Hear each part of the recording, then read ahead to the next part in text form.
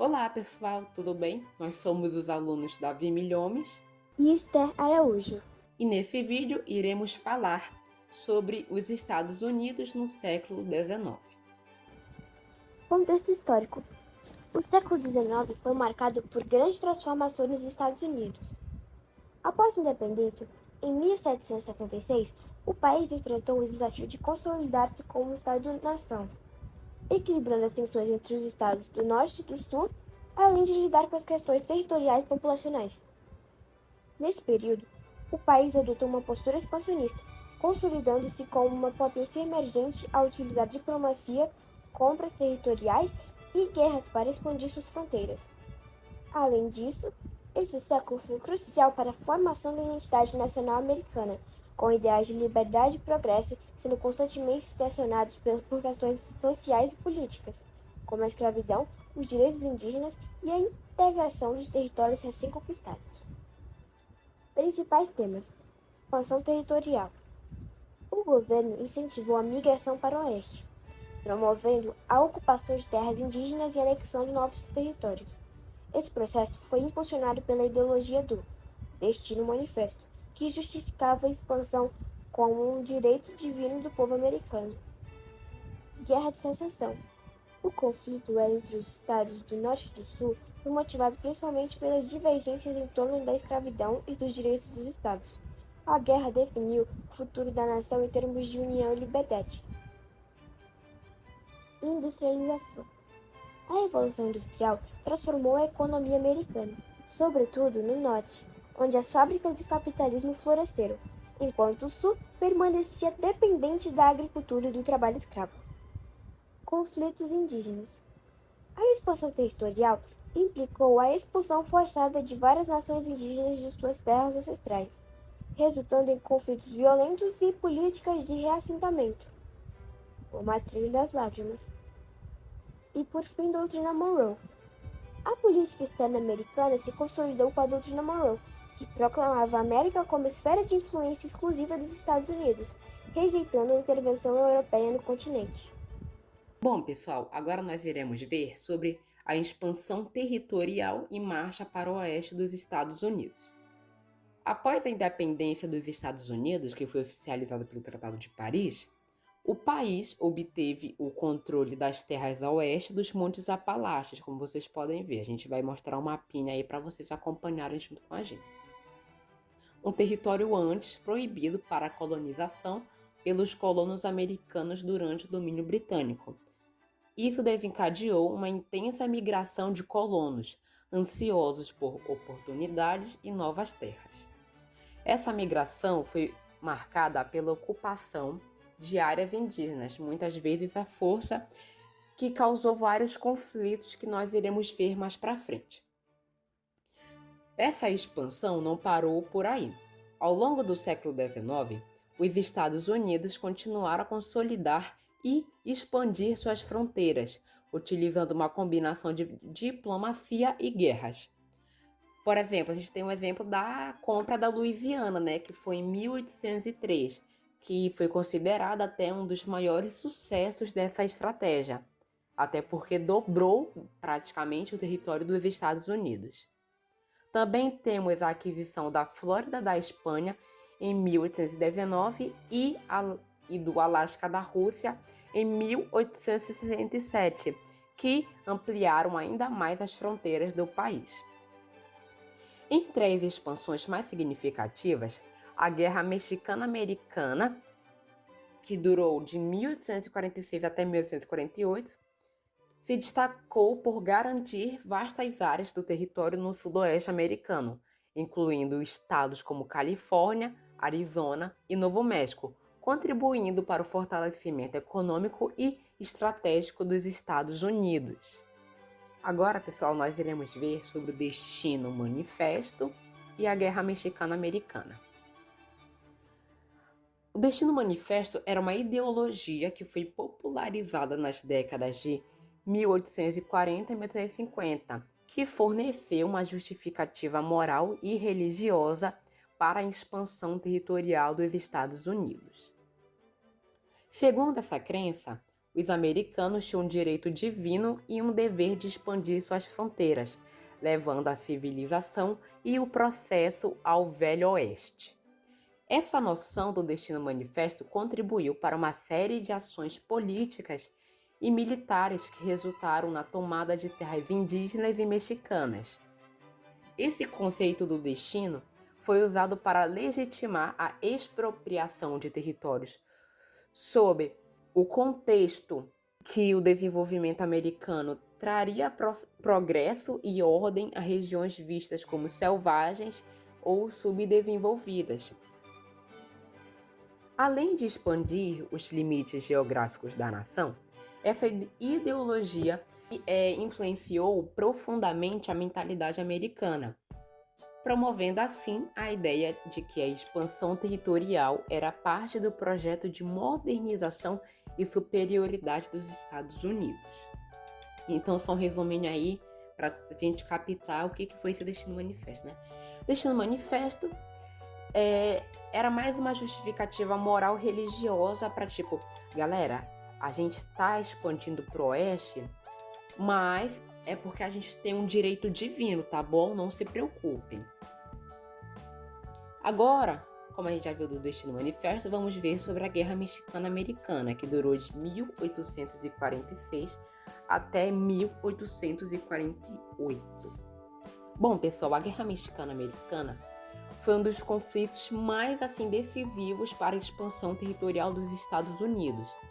Ela teve origem em disputas relacionadas à anexação do Texas, que havia se tornado independente do México em 1836 e foi anexado pelos Estados Unidos em 1845. Essa anexação aí do Texas com os Estados Unidos gerou tensões com o México, que ainda considerava o Texas parte de seu território. A guerra, iniciada em 1846, resultou em uma vitória esmagadora dos Estados Unidos, ou seja, o México nem clicou, e culminou no Tratado de Guadalupe Hidalgo, que foi assinado em 1848. O tratado garantiu aos Estados Unidos a posse de um vasto território que incluía os atuais estados da Califórnia, Nevada, Utah, Arizona, Novo México e partes do Colorado e Wyoming. Esse conflito consolidou a posição dos Estados Unidos como uma potência territorial no continente norte-americano. E essa guerra também agravou as tensões internas nos Estados Unidos, especialmente em relação à questão da escravidão nos novos territórios, preparando o terreno para os conflitos que levariam à Guerra Civil algumas décadas depois. Falando em conflito, a gente também não pode deixar de citar os conflitos indígenas, né? Que eu até dei uma leve citada lá em cima, a gente agora vai ver mais aprofundado. Bom, pessoal, como a gente viu, como eu falei, né? A expansão para o oeste teve um impacto devastador nas populações indígenas. À medida que esses colonos americanos avançavam em direção às terras ocidentais, as tribos nativas foram forçadas a abandonar suas terras ancestrais, enfrentando políticas de remoção e extermínio, que a gente vai ver agora, que é a Lei de Remoção de Índios de 1830, que ela foi assinada pelo presidente Andrew Jackson, que autorizou a realocação forçada, tipo assim, nossa, a gente vai ter que se mudar. Gente, não tem jeito, bora. Não foi uma escolha, foi forçada, né? Para áreas a oeste do rio Mississippi, resultando na famigerada Trilha das Lágrimas, na qual milhares de indígenas Cherokees, morreram durante a marcha forçada, né, que ficou conhecido como Trilha das Lágrimas. Também temos o massacre de Sand Creek, que foi outro evento trágico em 1864, onde mais de 150 indígenas cheyennes, a maioria mulheres e crianças, foram mortos pelas tropas americanas. Esses episódios simbolizam a violência extrema e a resistência implacável que os nativos enfrentaram durante a marcha para o oeste. Galera, os colonos não tiveram dó, não. Eles, maioria mulheres e crianças, aí para vocês terem uma ideia, né? de como foi tudo isso. Mas a gente também teve alguns povos indígenas que tentaram uma resistência armada ali, como Apaches e Sioux, mas não teve jeito. Eles foram derrotados pelo exército americano, que utilizava táticas brutais e uma tecnologia militar assim muito superior. A destruição das culturas indígenas foi um dos preços altos da expansão territorial dos Estados Unidos. Gente, complicado. Guerra de Secessão. A Guerra de Secessão foi uma guerra civil americana que durou de 1861 a 1865. Causas. A principal fonte de tensão entre o norte e o sul dos Estados Unidos era a expansão da escravidão. O sul agrário dependia do trabalho escravo para manter sua economia, especialmente nas plantações de algodão e tabaco, e buscava estender esse sistema para os novos territórios adquiridos. O norte, por sua vez, estava mais industrializado e se opunha à expansão da escravidão, defendendo uma sociedade baseada no trabalho livre.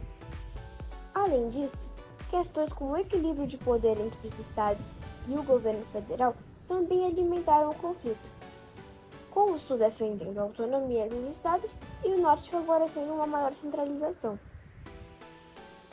Secessão e início do conflito. A eleição de Abraham Lincoln, em 1860, foi um ponto de ruptura. Embora Lincoln tivesse prometido não interferir na escravidão onde ela já existia, os estados sulistas o viam como uma ameaça à manutenção desse sistema. Carolina do Sul foi o primeiro estado a declarar sua secessão da União, seguida por outros estados do Sul, formando, então, os Estados Confederados da América. O conflito começou em abril de 1861, quando as tropas confederadas atacaram Fort Sumter, uma fortaleza federal na Carolina do Sul. Esse evento marcou o início de uma guerra civil que duraria 4 anos e deixaria marcas profundas na nação. Consequências da guerra. A Guerra de Secessão terminou em 1865 com a derrota dos Estados Confederados. Um dos resultados mais importantes foi a abolição da escravidão, formalizada pela 13ª Emenda à Constituição dos Estados Unidos. No entanto, o processo de reconstrução que se seguiu foi extremamente difícil, especialmente no Sul, onde as relações raciais continuaram tensas e violentas. A guerra resultou em cerca de 600 mil mortes, a maioria de soldados, o que representou uma enorme perda para a população da época. Além disso, o Sul, devastado pela guerra, teve que se reconstruir economicamente enquanto lidava com as transformações sociais e políticas impostas pela União. Impacto social. Embora a escravidão tinha sido oficialmente abolida, os afro-americanos no Sul enfrentaram uma série de desafios durante o período pós-guerra. Muitos brancos sulistas resistiram às mudanças, resultando no surgimento de grupos supremacistas, como a Ku Klux Klan, que aterrorizavam a população negra e lutavam contra as novas legislações de igualdade. A segregação racial se institucionalizou nas décadas seguintes, com as leis de Jim Crow, que negavam aos afro-americanos os direitos plenos e perpetuavam um sistema de opressão e desigualdade social. Agora falar sobre a industrialização dos Estados Unidos, junto com seu crescimento econômico e industrial. O século XIX, galera, ele foi um período de rápido crescimento econômico e industrialização nos Estados Unidos, particularmente nas regiões do Norte e do Meio-Oeste. Lembrem disso, tá? Norte. A expansão territorial garantiu aos Estados Unidos vastas reservas de recursos naturais, incluindo minerais, terras férteis e madeira, essenciais para o desenvolvimento da economia industrial. A industrialização foi impulsionada por uma série de fatores, como a imigração europeia em massa, que trouxe milhões de novos trabalhadores para as cidades industriais do norte, enquanto a construção de uma vasta rede de ferrovias interligou o país e facilitou o comércio e o transporte dos produtos manufaturados e matérias-primas. As ferrovias também foram fundamentais para a integração dos mercados internos e para a expansão da indústria siderúrgica. Além disso, a gente também tem o avanço tecnológico, né? Que, com o desenvolvimento da maquinária agrícola e o surgimento de indústrias como a têxtil, siderúrgica e ferroviária, transformou a economia americana, levando a competir com as maiores potências industriais do mundo. Agora, por que, Davi, a gente tem que lembrar do norte, né? Que foi rápido crescimento econômico e industrial no norte. Por causa que a gente vai ver agora, né? Que tem tipo um embate ali entre industrialização e economia agrária do sul. Enquanto o norte, galera, experimentava uma rápida industrialização, o sul ele ainda era agrário, né? Ficava ali na agricultura, né? Dependente de uma economia baseada nas grandes plantações de algodão, tabaco e açúcar, todas alimentadas pelo trabalho escravo. Essa disparidade econômica foi uma das principais causas da crescente divisão entre o norte e o sul, que culminaria na Guerra Civil. Que faz sentido, né, gente?